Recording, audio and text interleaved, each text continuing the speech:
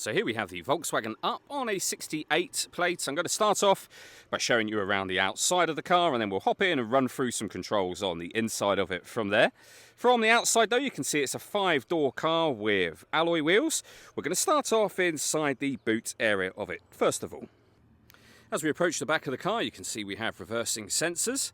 Plenty of boot space given the size of the vehicle. You can increase this space further in two ways. Firstly, by folding down the rear seats, of course. And secondly, underneath this tray section, even more space, as you can see. And that tray will remove completely should you wish to do that.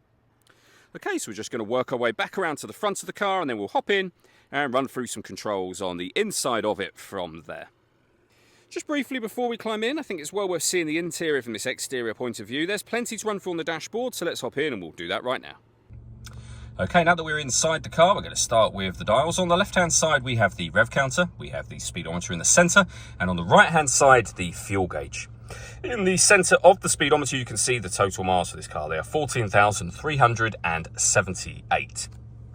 This button here will allow you to reset information, and you can reset your trip computer from here as well.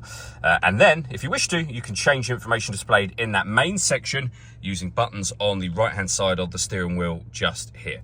We have our stereo controls over on the left-hand side, and then the stereo itself is over in the centre just here. So we've got radio, of course, AM, FM, and DAB, as you can see. The media button will allow you to listen to your own music. So you can do that via Bluetooth audio.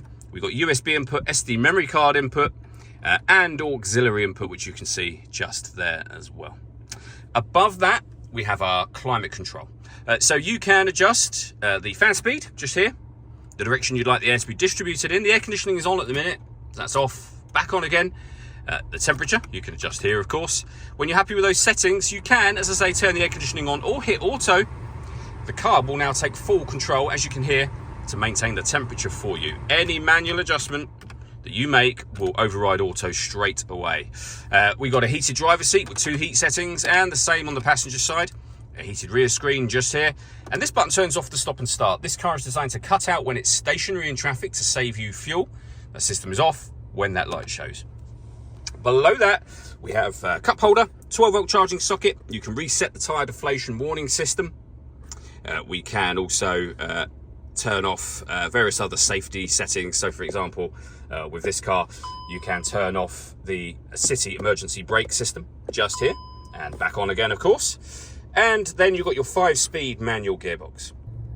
The last thing I wanted to mention is the very rare for a Volkswagen UP sunroof. So we have a manual blind that you can open up. Of course, you can leave it like this, and that will let in that amount of extra light to the cabin area. But if you wish to, you can also open this as a tilt and slide sunroof as well. And as I say, particularly rare in an UP. All that leaves me to say is thank you for taking the time to watch this video. If you'd like to come and see the car for yourself and have a test drive, please feel free to give us a call here at MJA Car Sales. We'd love to hear from you soon.